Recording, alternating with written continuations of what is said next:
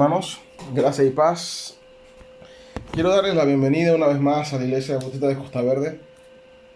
Es un placer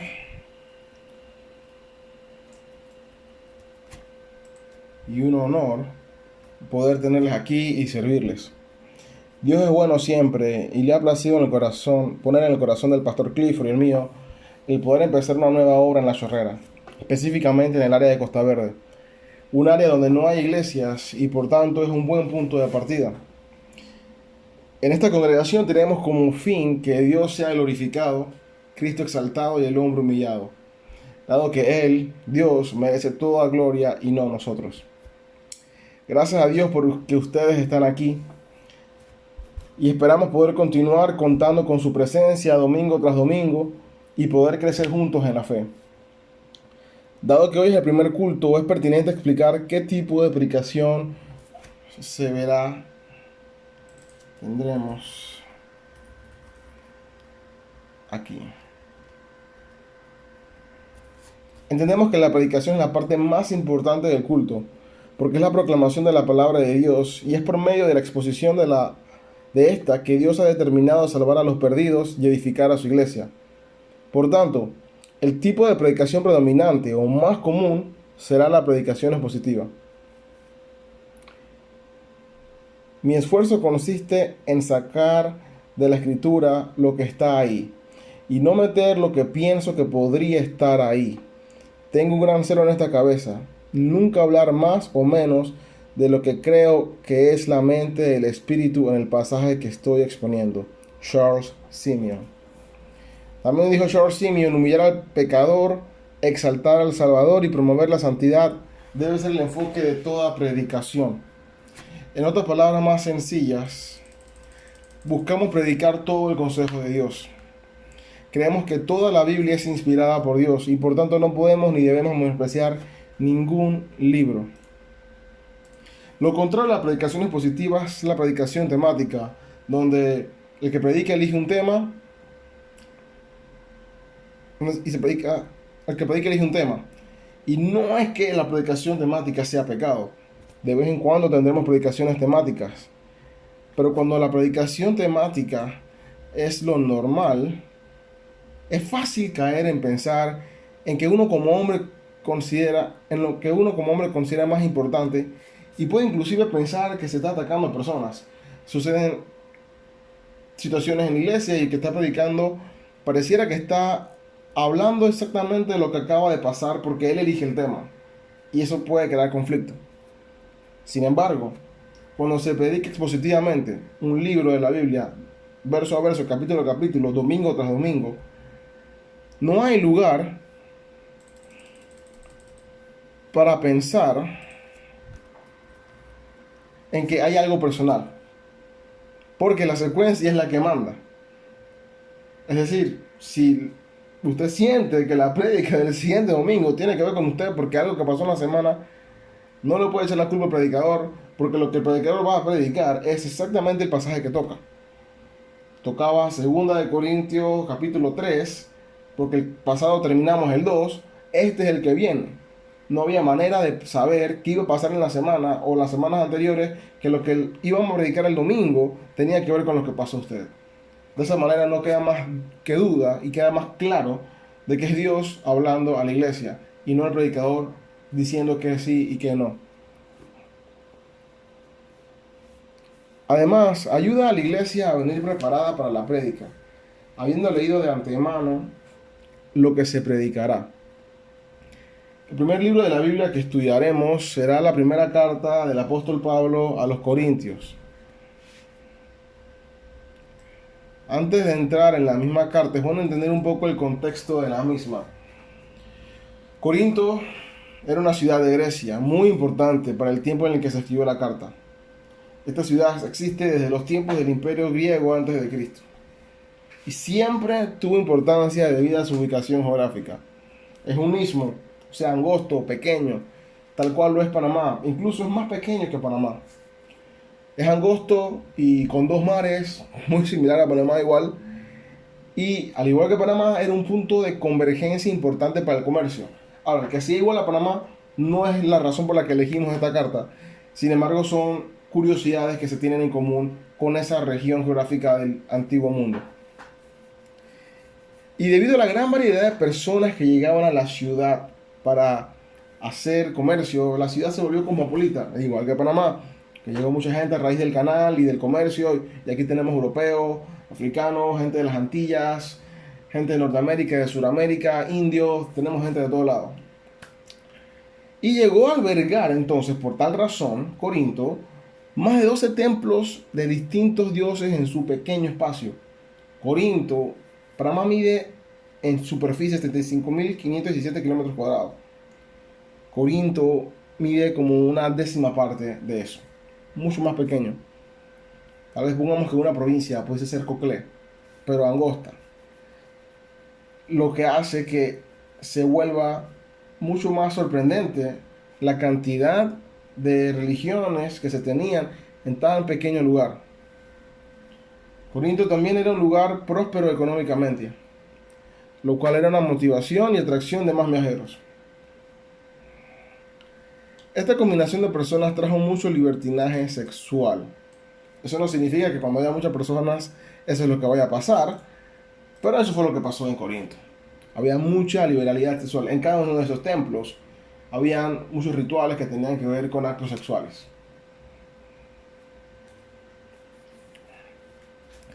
Y tanta fue la depravación sexual y el libertinaje que a ese lugar, de ese lugar que se llegó a acuñar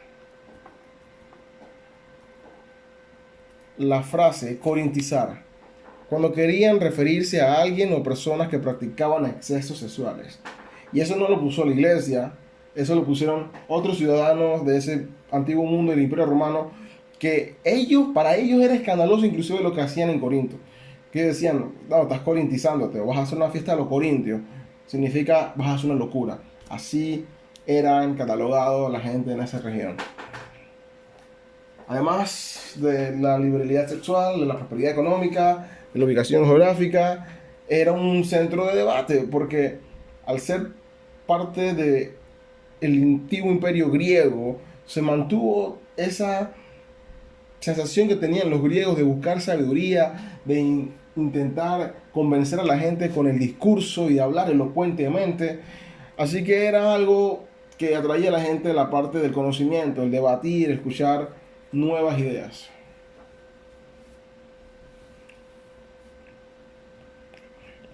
Ahora bien, en Corinto, en medio de toda esta locura que acabo de explicar y mencionar, había una iglesia que el mismo Pablo, autor de la carta, fundó. Y muchas de estas prácticas se mantenían aún dentro del grupo de creyentes. Por increíble que parezca, divisiones, inmoralidad sexual, falta de disciplina, problemas legales, problemas doctrinales, desorden en el culto, problemas matrimoniales, por mencionar algunos de los problemas que se veían ahí. El detalle es que nosotros, todos, crecemos en un contexto, en un contexto cultural, geográfico, económico. Y eso es parte de nosotros. Así comenzamos a entender el mundo. Pero al llegar a Cristo todo cambia. Sin embargo, los corintios todavía tenían muchas cosas de su antiguo pasado. Cosas que nos pasan a nosotros igual. Pablo tenía un año de haber salido. Ya les había mandado una carta primeramente, carta que no fue preservada y que no se tiene. Pero queda la evidencia en el capítulo 5, cuando le dicen la carta que les envié antes. Entonces se sabe ya, Pablo les había enviado una carta, ya había habido comunicación entre Pablo y ellos. Ellos le responden esa carta con interrogantes. Además los de Chloe, cierta familia que conocía el lugar y que fue a donde Pablo, mandaron un reporte de lo que estaba pasando. Ahora, en la carta que los corintios le mandan a Pablo, hay cierto desagrado en cuanto a lo que Pablo le dice que hagan, y Pablo lo que hace es que les recuerda las cosas que les escribió, y además hay quejas nuevas sobre otras cosas que se estaban dando que no estaban incluidas en la primera carta de Pablo. La situación estaba crítica. Las cosas en Corinto, en la iglesia de Corinto, no estaban bien. Pablo decide mandar una carta para tratar de poner orden a la distancia. es la que vamos a estudiar. Entonces ya sabemos dónde estaban. Estábamos en Corinto, años 50 y pico después de Cristo. Ya obviamente Cristo había muerto, ha resucitado, está en el cielo, están los apóstoles, algunos ya han fallecido. Y entonces Pablo está mandándole la carta a la iglesia que estaba en este lugar de Corinto, en medio de toda esa locura, que estaba viviendo otro tipo de malas prácticas y pecados internamente en la iglesia. A ellos Pablo le escribe. Si ya sabemos quién le escribe la carta, le escribe Pablo. Se le escribe a la iglesia en Corinto y ya sabemos cómo estaba Corinto en ese lugar, en ese tiempo, en ese momento. El propósito se podría poner en pocas palabras como: Cristo es el centro de la iglesia. Cristo es el centro de todo. Y Cristo no estaba haciendo el centro en esa iglesia de Corinto.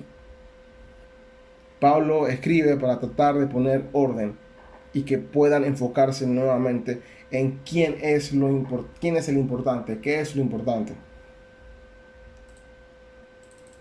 Habiendo dicho esta pequeña introducción sobre cómo predicamos aquí, predicación en positiva, y entrando a la primera carta de Corintios, un poco de contexto de lo que estaba pasando, vamos a entrar entonces en el primer sermón de esta carta, que lleva como título Una congregación especial.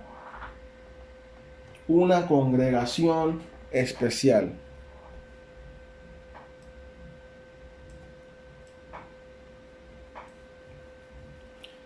Los seres humanos somos seres sociales y por tanto es normal y natural que busquemos estar en compañía de otras personas. Las razones por las que nos reunimos o congregamos varían. Celebrar un cumpleaños, el duelo por un fallecido, ver un partido de algún deporte, como hoy por ejemplo muchos se van a reunir a ver el Super Bowl en muchas casas o establecimientos privados para ver este partido, comer y disfrutar de ver a los 49ers ganar el Super Bowl, etcétera, etcétera. En fin, los motivos varían, pero siempre hay alguna razón que lleva a la gente a reunirse. Y todos estos son ejemplos de congregaciones. Congregación con distintos motivos. Hoy vamos a ver los 3 primeros versículos de la primera carta de Pablo a los Corintios, primera carta registrada en la Biblia. Y veremos en este corto fragmento cómo la palabra congregarse toma otro significado para un grupo determinado de gente. Vamos a ver una congregación especial. Acompáñame a la lectura. Voy a leer 1 Corintios 1, del 1 al 3. La versión que yo usaré y que el pastor Clip también va a usar es la versión Nueva Biblia de las Américas, antiguamente conocida como Nueva Biblia Latinoamericana de hoy. Ahora, la Iglesia Bautista de Costa Verde no tiene una versión oficial. Es la versión que los pastores están usando. Pero usted puede traer su Reina Valera del 60, Reina Valera contemporánea, Reina Valera 95, puede traer Nueva Traducción Viviente. La traducción que usted tenga sirve. Perfecto. Solo que nosotros usaremos esta. Por 2 motivos. La traducción es muy buena y por segundo motivo porque el tipo de traducción que se usa en cuanto al español es un español un poco más actual. Así que nos ahorraremos tiempo en la predicación al no tener que explicar frases o palabras que sean antiguas o que no se use en nuestro contexto latinoamericano. Así que esa es la gran ventaja de esta versión. Sin embargo, como repito, traiga la Biblia que usted tenga en su casa. Si usted siente que su Biblia no sabe si funciona o si es buena la traducción, tráigala. Aquí le decimos si bien o no. La gran mayoría de las versiones funciona bien, salvo unas cuantas que son heréticas, el resto totalmente correctas. Así que no se sienta mal porque no es la versión que estamos usando aquí. Y su lectura, créanme que le va a servir. Ok, yo voy a leer entonces 1 Corintios 1, del 1 al 3. Pablo, llamado a ser apóstol de Jesucristo por la voluntad de Dios, y Sóstenes, nuestro hermano, a la iglesia de Dios que está en Corinto, a los que han sido santificados en Cristo Jesús, llamados a ser santos, con todos los que cualquier parte invocan el nombre de nuestro Señor Jesucristo, Señor de ellos y nuestro. Gracia y paz a ustedes de parte de Dios nuestro Padre y del Señor Jesucristo. Pablo, tal cual ya lo habíamos mencionado antes, es el autor de esta carta. Él mismo menciona su nombre en varias secciones de la carta. Y hay fuentes externas donde se menciona también a Pablo como autor. Hay algunas cartas de Pablo en que algunos eruditos dudan si fue él o no. Al final se sabe que sí. Pero hay otras cartas, y esta es una, donde ni los historiadores, ni los eruditos, ni los nuevos estudiosos tengan dudas de que la escribió Pablo. De esta carta no hay ninguna duda de que Pablo la escribió. Hace una distinción importante al presentarse. Él dice, Pablo llamado a ser apóstol, es decir, enviado. Pablo se identifica como apóstol. Perdón, en ese tiempo todavía estaban vivos varios de los 12 apóstoles. Había algunos que ya habían fallecido. Y él sabe que él no es uno de ellos. Pero se define su ministerio al explicar cómo él llega a ser apóstol. Ya se lo había explicado cuando fue a Corinto. En Hechos se puede ver esa historia. Y él necesita siempre representarse como lo que es. Es un apóstol de Jesucristo. No es un apóstol de él, no es un apóstol que Juan creó, no es un apóstol que algún otro apóstol quiso poner o otro hombre. Es un apóstol de Jesucristo. Eso quiere decir que es un enviado de Jesucristo por la voluntad de Dios. Seguramente Pablo ya les había contado su testimonio de su conversión y de su llamado. Esto validaba su llamado y que no fuese solamente por capricho. Él de hecho cumplió con los requisitos de un apóstol. El Espíritu Santo lo apartó para ser enviado. En Hechos 9, del 1 al 19, se lee la conversión. Y en Hechos 11, del 19 al 29, se lee el proceso de su llamado para ser enviado a su apostolado. Apóstol, de nuevo, la palabra apóstol significa enviado. Y quiero recalcar aquí que vale la pena aprovechar el momento para decir de que hoy en día no hay apóstoles como lo habían en ese tiempo. Los requisitos ya son imposibles de cumplir. Primero porque el primer requisito, Jesús tenía que llamarlos directamente. No en un sueño, no en una visión, directamente. Todos los apóstoles que hubo, fueron llamados por Jesús directamente. Marcos 3, 13, 14. Después Jesús subió al monte, llamó a los que él quiso y ellos vinieron a él. Designó a 12 para que estuviesen con él y enviarlos, apostelos, enviarlos, apóstol, enviarlo a predicar. Y para que tuvieran autoridad de expulsar demonios. El primer requisito tenía que llamarlo directamente. Pablo lo cumplió. Pablo, Jesús lo llamó directamente. Hoy nadie puede decir eso. Jesús no está físicamente aquí. Si alguien dice que es apóstol, le están mintiendo. Tenía poder para hacer milagros. Entre ustedes se operaron señales. 2 Corintios 12:12. Entre ustedes se operaron señales de un verdadero apóstol, con toda perseverancia, por medio de señales, prodigios y milagros. Mateo 10:1. Llamando a sus 12 discípulos, Jesús les dio poder sobre los espíritus inmundos para expulsarlos y para sanar toda enfermedad y toda dolencia. 3. Tenían que haber estado con Cristo. Hechos 1, 21 y 22. Por tanto, es necesario que de los hombres que nos han acompañado todo el tiempo que el Señor Jesús vivió entre nosotros, comenzando desde el bautismo de Juan hasta el día en que de entre nosotros Jesús fue recibido arriba del cielo, uno sea constituido testigo con nosotros de su resurrección. Viendo estas características, es evidente que al saber que Cristo no está físicamente en la tierra, es imposible poder buscar a alguien que cumpla con esto. La gente no está haciendo los milagros como los que pasaban aquí. Hoy hay una farsa de ese tal llamado don de milagros. Y 3, ninguno estuvo con Cristo. Pablo se considera un abortivo, como un extra, porque él estuvo con Cristo, no en ese contexto, pero él cuenta su narración que él estuvo con Cristo 3 años en Arabia. Por tanto, él cumple con los requisitos. Estuvo con Cristo, tenía poder para hacer milagros y Jesús lo llamó directamente. Está narrada su conversión en la palabra. Nadie puede. Más nadie puede. Ni siquiera los apóstoles nombraron apóstoles. Apóstoles tuvieron discípulos, Timoteo, Pablo, tuvo a Tito, tuvo a Apolos, que trabajó con él, Priscila y Aquila, y ninguno de ellos fue apóstol por Pablo. Juan tuvo otras personas que trabajaron con él, Pedro tuvo con Juan Marcos, y ninguno los puso como apóstoles, simplemente eso cesó. Eso fue por un momento necesario. De paso, cualquier persona que se haga llamar apóstol hoy es un falso apóstol. Eso no es real, es mentira. No importa lo que digan, no importa cómo le parezca a usted que suene, es un farsante. No hay manera que pueda justificar ese título o nombre bíblicamente. Estemos alerta. Y si alguno está escuchando prédicas de alguno de estos hombres por su propio bien, deje de escucharlos. Deje de escucharlos, porque lo que va a hacer es escuchar mentiras tras mentiras. Una que otra verdad, como dice el dicho, hasta el reloj dañado da la hora bien 2 veces, pero esa no es la idea. Usted necesita un reloj que funcione, y eso no funciona.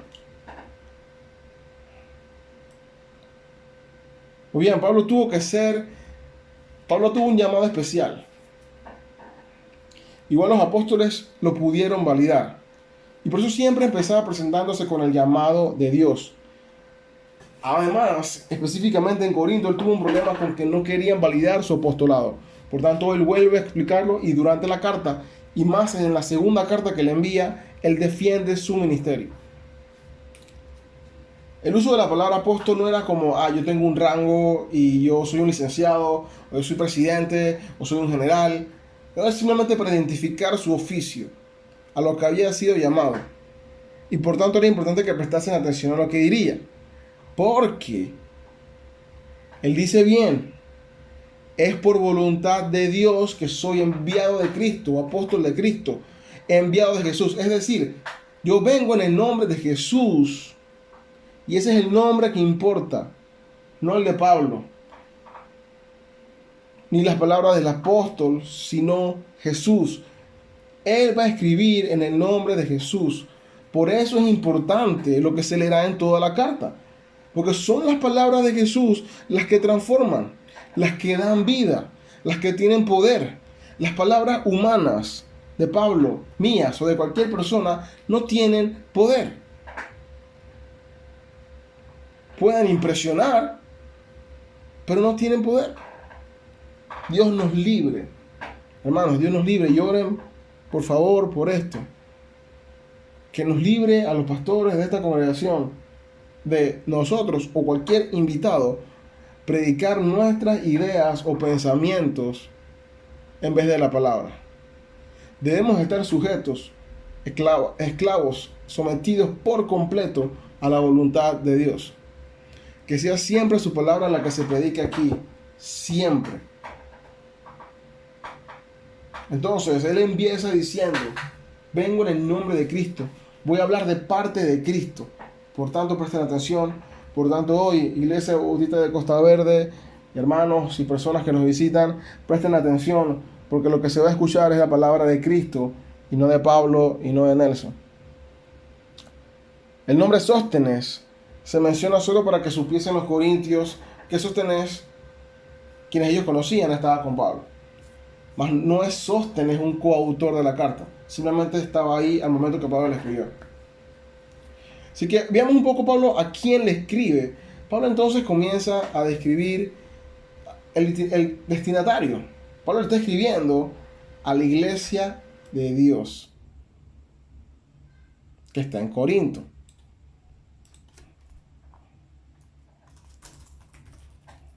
Iglesia de Dios en Corinto. Si ustedes han leído o leen esta carta sin leer estos 3 versículos, ustedes van a pensar en todo menos que estaban hablando de una iglesia cristiana. Es muy interesante que Pablo le llama iglesia. Él no duda de su conversión. Juan Calvino dijo, es una tentación peligrosa pensar que no existe iglesia donde no haya perfecta pureza. El que así piensa debe separarse de todo cristiano y considerar que es el único hombre santo del mundo, o establecer una secta particular con unos pocos hipócritas. Es claro que uno piensa en iglesia y piensa en perfección. De hecho, muchos que no son cristianos suelen decir cuando ven a un cristiano hacer algo que es catalogado como malo, decir, ¿y eso que es cristiano? ¿Y eso que dice que va a la iglesia? Porque esperan que el que dice que va a la iglesia, el que dice que es cristiano, no haga nada malo. Y muchas veces cristianos piensan así, que en la iglesia nunca va a haber nada malo. Y lamentablemente no es así, porque el problema de pensar así te lleva fácilmente a no querer congregarte. Y eso no es más que una excusa barata. Porque si fuese que a esa persona que no se congrega le importa de verdad la pureza, no estaría haciendo lo que hace, no estaría no congregándose. Porque lo que va a hacer allá es peor. Y como bien... Ahora vamos a ver, la idea de buscar no hacer nada malo es buena. Está bien. El deseo de no querer hacer nada malo, de que la iglesia se mantenga pura. Pero, incluso si se hace algo malo, no significa que no sea creyente la persona que lo hizo. Si la persona esa que peca, si la persona peca, no necesariamente no es cristiano. Y eso Pablo aquí lo está dejando claramente. Entonces, ustedes son cristianos, vamos a regañar sus cosas que están mal, pero partimos de la base que entendemos que ustedes son creyentes. O una iglesia que no sea iglesia porque pasen algunas cosas malas. Ahora Pablo les reconoce que es una iglesia, pero hay unas cosas que deben corregir. Ahora bien, ¿qué es iglesia? Hechos 2, 37 al 42. Al oír esto, conmovidos profundamente, dijeron a Pedro y a los demás apóstoles: Hermanos, ¿qué haremos? Entonces Pedro les dijo: Arrepiéntanse y sean bautizados cada uno de ustedes en el nombre de Jesucristo para perdón de sus pecados, y recibirán el don del Espíritu Santo, porque la promesa es para ustedes y para sus hijos y para todos los que están lejos, para tantos como el Señor nuestro Dios llame. Y Pedro, con muchas otras palabras, testificaba solemnemente y les exhortaba diciendo: Sean salvos de esta perversa generación. Entonces los que habían recibido su palabra fueron bautizados, y se añadieron aquel día como 3000 almas, y se dedicaban continuamente a las enseñanzas de los apóstoles, a la comunión, al partimiento del pan y a la oración. Hechos 4:4 dice: Para muchos de los que habían oído el mensaje creyeron, llegando el número de los hombres como a 5000. La iglesia es el conjunto de creyentes, de personas que Dios ha salvado de sus pecados. Todo aquel que Dios salva de la condenación es parte de la iglesia. Si usted ha creído en Cristo, creído que Cristo es Dios y el Salvador del mundo, porque algunos creen que Cristo es un profeta, que Cristo fue un maestro, que fue un político, que fue un revolucionario, que fue un hippie. Si usted cree eso de Cristo, usted no es salvo. Usted tiene que creer que Cristo es el Hijo de Dios y por tanto es Dios y el Salvador del mundo. Si usted se ha arrepentido de sus pecados, usted es salvo y es parte de la Iglesia Universal, es decir, del grupo de creyentes que han creído en todo el mundo. Hoy en la escuela dominical se estuvo estudiando más de eso, acerca de qué es la iglesia, con el pastor Clip. Ahora bien, cada congregación de creyentes, cada grupo de creyentes son una representación de esa iglesia y se les da el nombre de iglesias locales.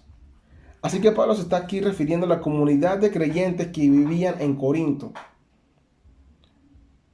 Pablo no le está escribiendo a la ciudad de Corinto. Pablo le está escribiendo a los cristianos que estaban en la iglesia de Corinto. Específicamente, presten atención ustedes que son iglesias que están en Corinto. Hoy hay comunidades de creyentes cristianos en más partes del mundo. De hecho, hoy está empezando una nueva en esta área de la Chorrera. Sin embargo, hay muchos lugares donde todavía no hay, o hay pocas iglesias. Eso debe ser motivo de oración. Sigamos orando para que la palabra de Dios siga creciendo y llegando a más lugares. La iglesia es también el cuerpo de Cristo. Efesios 1, 22 al 23.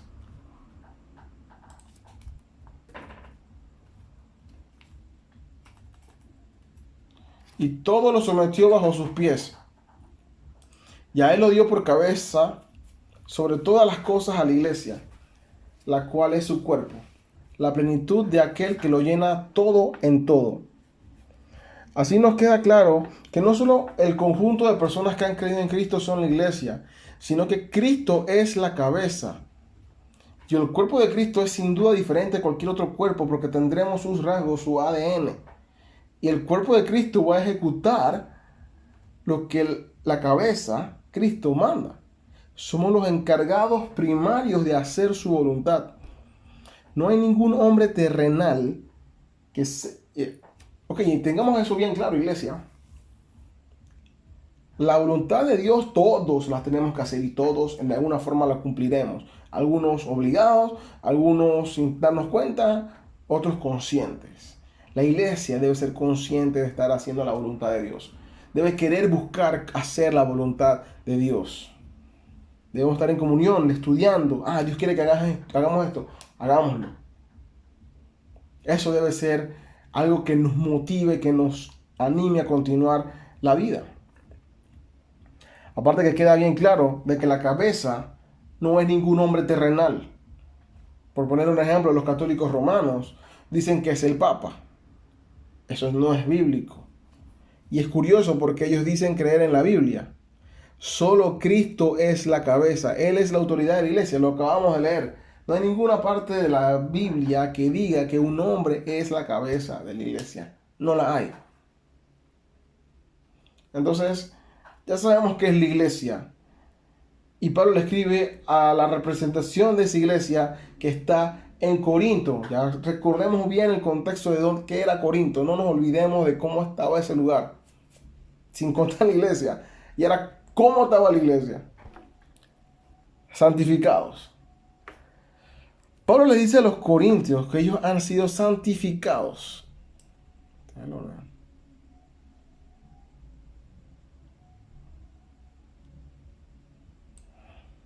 Eso quiere decir haber sido consagrados o apartados. Dios al salvarnos también nos aparta, nos hace parte de su pueblo. Dejamos de ser hijos de Satanás para ser hijos de él. Y paréntesis, no todos somos hijos de Dios. Otro error bastante común. Mucha gente dice, inclusive cristianos, es que todos somos hijos de Dios. Negativo, todos somos criaturas, creación de Dios, pero hijos no somos todos. Juan 1:12 nos dice quiénes son los hijos. Pero a todos los que lo recibieron les dio el derecho de llegar a ser hijos de Dios. Es decir, a los que creen en su nombre, creer en Cristo. Es claro que aquí se llega a ser hijos de Dios. No nacemos siendo hijos de Dios. Es algo que sucede al creer en Cristo. Muy bien. La primera parte de la santificación es esa. Apartarnos. Es válido decir que somos santos ya, porque ya fuimos apartados. No porque no hagamos nada malo, sino porque Dios nos puso aparte. Ser apartados para ser su pueblo y cumplir su voluntad. Eso es ser santo. En esencia, lo sencillo. Yo aparté algo y lo santifico. Esto va a ser exclusivamente para esto. Un micrófono que yo compre que va a ser exclusivamente esto es aparte. Esto está apartado, esto está santificado. No tenía una connotación necesariamente, originalmente la palabra, como algo divino, simplemente algo que era único y exclusivamente para algo. Pero ¿para qué nos santificó Dios? ¿Para qué nos apartó? Primera de Pedro 2, 9 y 10. Pero ustedes son linaje escogido, real sacerdocio, nación santa, pueblo adquirido para posesión de Dios, a fin de que anuncien las virtudes de aquel que los llamó de las tinieblas a su luz admirable. Ustedes en otro tiempo no eran pueblo, no eran hijos, pero ahora son el pueblo de Dios. No habían recibido misericordia, pero ahora han recibido misericordia. Es una tremenda bendición que Dios nos haya elegido para ser su pueblo. Nosotros estábamos en tinieblas, tal como lo dice el apóstol Pedro, pero por su gracia, favor inmerecido, nos salvó y nos da, aparte del ya inmerecido privilegio de ser hijos. Eso es bastante. Ser hijo del Dios creador del universo. Hermano, piense bien. Eso es grande. Y además nos da el privilegio de servirle. No es cualquier cosa. Cualquiera se sentiría honrado de ser empleado del gobierno de Panamá, directamente del presidente o de cualquier otra autoridad mundial. Siéntase mucho más honrado si usted es cristiano, porque es servidor del Creador, el Rey del universo. Por eso somos santos, para hacer su voluntad, apartados para cumplir lo que Él quiera. También dice que son llamados a ser santos. Entonces, ¿cómo? Soy santificado, pero además estoy llamado a ser santo. Entonces, ¿soy o no soy santo? Romanos 1:7 dice: a todos los amados de Dios que están en Roma, llamados a ser santos, gracia y paz a ustedes de parte de Dios nuestro Padre y del Señor Jesucristo. Una vez más le dice a esta otra población, a esta otra congregación, llamados a ser santos. Entonces, por un lado dice santificado y por otro lado dice llamados a ser. Porque una parte es la que somos declarados legalmente. Somos declarados santos, apartados. Ya nos apartó. Pero también Él nos da una nueva naturaleza. Y al ser apartados comenzamos a crecer en santidad. Es decir, vivir cada día, vivir cada vez más de acuerdo a la voluntad de Dios. Pablo aquí le dice a la iglesia de Roma, llamados a ser santos, tal cual lo hace en Corinto. O sea que no lo son. No. Todos los creyentes somos santos, es decir, apartados. Pero al ser santos vamos creciendo en santidad, es decir, vivir y que cada vez pequemos menos y agrademos más a Dios. En esta carta, en el capítulo 5, hay un ejemplo de eso, donde el apóstol Pablo les hace ver claramente que el haber creído viene acompañado de un cambio de comportamiento y debemos ir cada vez creciendo más en eso. Y que el mismo Dios de paz, 1 Tesalonicenses 5:23, los santifique por completo y que todo su ser, espíritu, alma y cuerpo sea preservado irreprensible para la venida de nuestro Señor Jesucristo. El ser santificado es un proceso, no es algo automático. Tenemos pecado y lamentablemente lucharemos con el pecado toda nuestra corta vida. Pero Dios quiere que le agrademos y crezcamos en santidad. Es decir, que dentro de ese estado de apartado, cada vez más le obedezcamos mejor. Lo bueno de eso es que no se trata de cumplir una serie de reglas y ya. Eso es una religión vana, vacía. Sino un proceso que Dios va haciendo en nosotros. Es Él en nosotros. Nos toca permanecer en Él, creyéndole, obedeciéndole y confiando que Dios hará la obra. Pablo le dijo a los tesalonicenses que el mismo Dios de paz los santifique. Es Dios el que lo está perfeccionando. A los filipenses le dice, capítulo 1, versículo 6, estoy convencido precisamente de esto. ¿De qué? Que el que comenzó la buena obra, Cristo, la perfeccionará hasta el día de Cristo Jesús. Dios es el que se encarga de perfeccionarnos. En Gálatas 5, 22 al 24. Pero el fruto del Espíritu es amor, gozo, paz, paciencia, benignidad, bondad, fidelidad, mansedumbre, dominio propio. Contra tales cosas no hay ley. Pues los que son de Cristo Jesús han crucificado la carne con sus pasiones y deseos. La clave está en permanecer en Cristo. Juan 15:5 lo aclara. Jesús hablando dijo esto: yo soy la vid, ustedes los sarmientos, las ramas.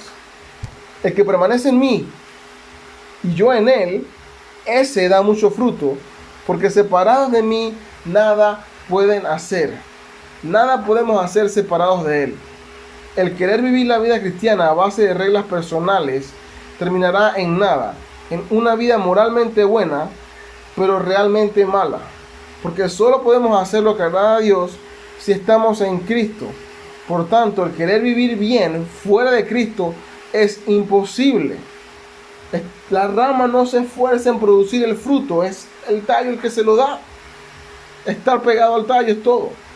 No estás en el tallo, estás en el piso, estás muerto.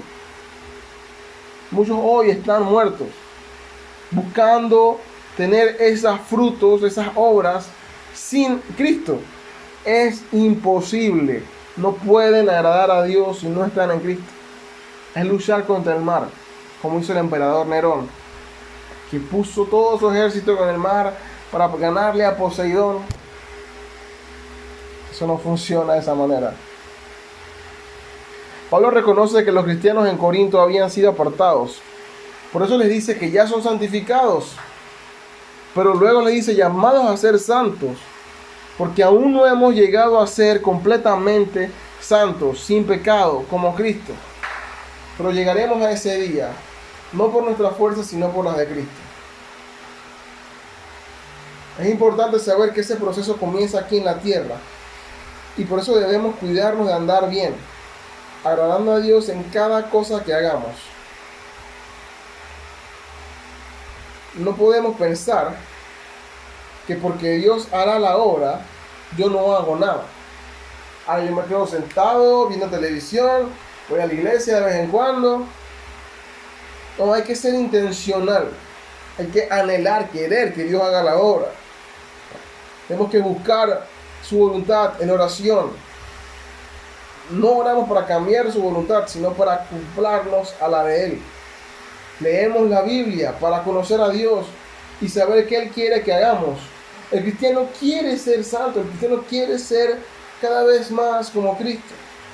Y eso son las cosas que nos van a ayudar a ser como Él.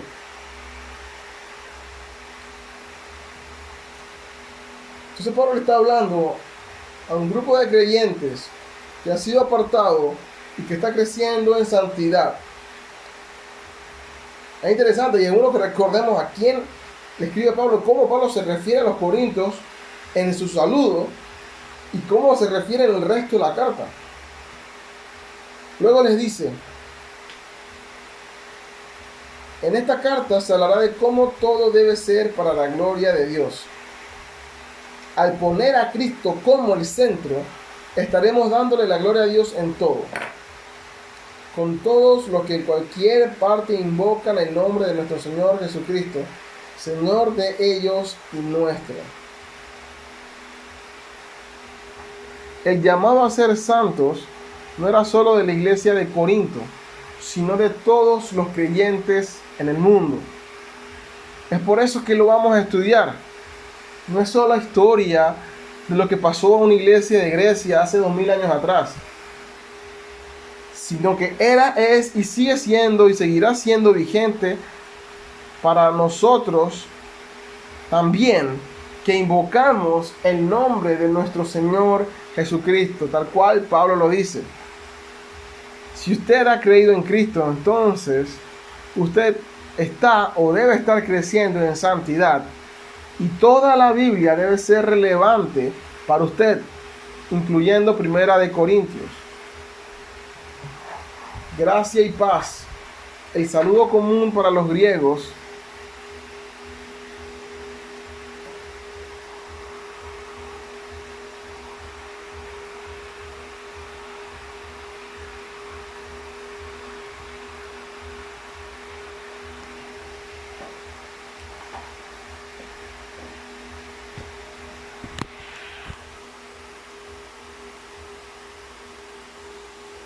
era decir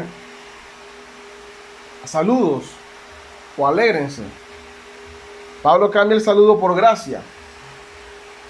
En verdad, en griego las palabras eran muy parecidas. Así que Pablo lo acomoda un poquito y dice: ahora voy a saludar a la gente que es cristiana, en vez de decir saludos o alégrense, con gracia.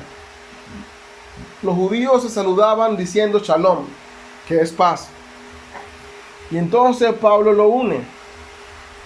Y aunque algo había de querer integrar las dos culturas, no era la razón más importante.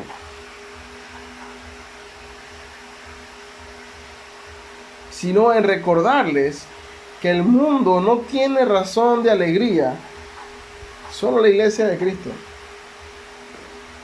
Gracias a un favor inmerecido, y el favor inmerecido que Dios nos da en Cristo es nuestra salvación y el perdón de pecados. Y si eso no le alegra, hermano, nada le alegrará en verdad. La gracia de Dios es razón de alegría para el que la ha recibido. En 2 Tesalonicenses 2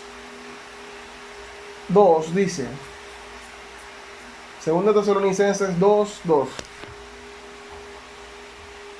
gracia a ustedes y paz de parte de Dios el Padre y del Señor Jesucristo. Es de parte de Cristo que recibimos la gracia. Y esa gracia es también la que nos da paz.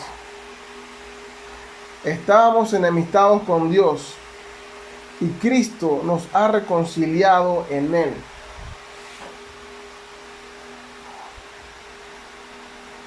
Paz aquí muestra actividad o ausencia de problemas, sino el cese de un desacuerdo o conflicto. Cuando una guerra termina, no necesariamente hay ausencia de problemas. Puede que estés sin dinero, ya esté destruido. Pero hay paz en el sentido de que se acabó la pelea. Se acabó la discordia. Eso es lo que Cristo hizo con nosotros. Ponernos en paz con Dios. No es que se acaban los problemas, sino que la enemistad que había se fue. Porque sí, todos nacemos siendo enemigos de Dios. Desde que estamos en el vientre de nuestras madres. Enemigos de Dios. Romanos 5, 10 y 11. Porque si cuando éramos enemigos, todos, fuimos reconciliados con Dios por la muerte de su Hijo, mucho más, habiendo sido reconciliados, seremos salvos por su vida. Y no solo esto, sino que también nos gloriamos en Dios por medio de nuestro Señor Jesucristo, por quien ahora hemos recibido la reconciliación. Gracia y paz es lo que recibimos de Cristo, salvación inmerecida y santidad que nos hace estar en paz con Dios. Sin gracia no hay paz. Y estar en paz con Dios es lo más importante, ya que Él es el juez de este mundo.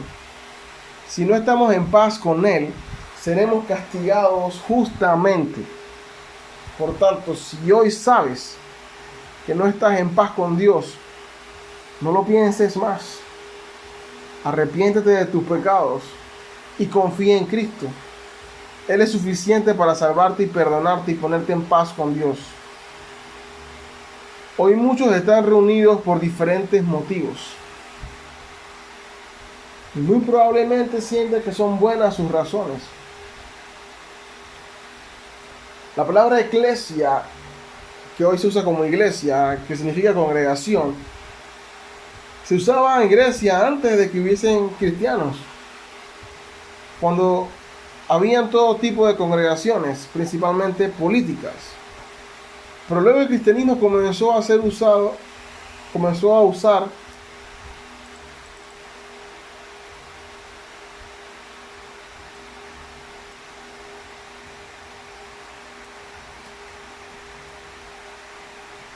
más exclusivamente esta palabra para referirse a la congregación de creyentes que se reúnen para alabar a Dios y predicar su palabra. Es una reunión política, algo de provecho hay. El cristiano no tiene que ser apolítico. Es bueno que nos involucremos en política. Reunirse para ver un partido de fútbol no pasa nada, no es pecado. Reunirse para ver a la familia y comer juntos, no hay ningún problema. Reunirse para llorar a un familiar, no pasa nada.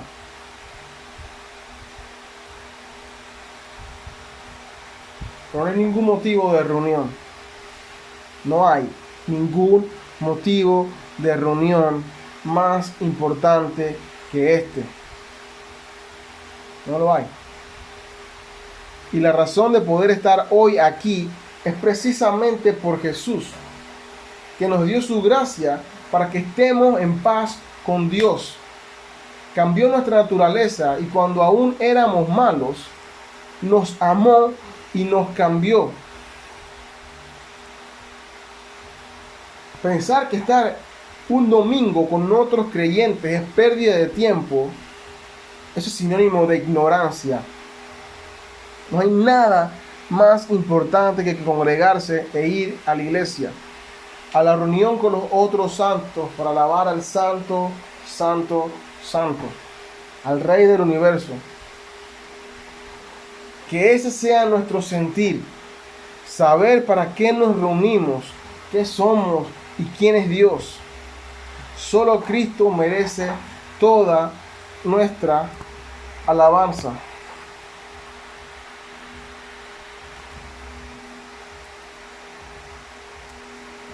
Él es la razón de que esta sea una congregación especial.